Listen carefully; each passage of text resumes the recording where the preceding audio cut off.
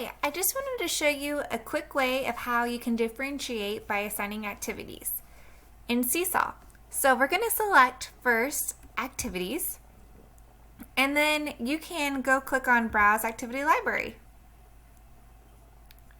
After you are here, you can select grade level. As you can see, I already have pre-K selected in my demo version.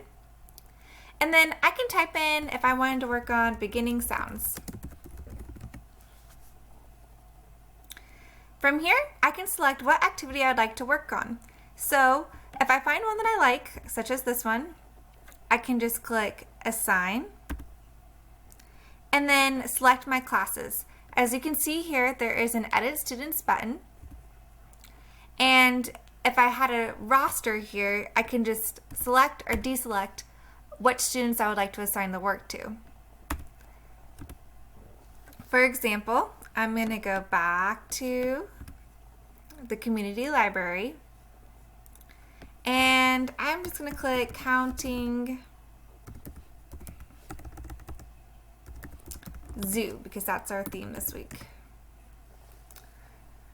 And as you can see here, here's a quick way to reference how you can differentiate. As you can see, this activity has smaller numbers, so student who is working on numbers 1 through 5 for recognition and quantity amounts, I could assign that to meet their specific level. And then if I come back, all I have to do is type in the Counting Zoo animals again. And this one is for students who are recognizing quantity amounts with number recognition higher than 10.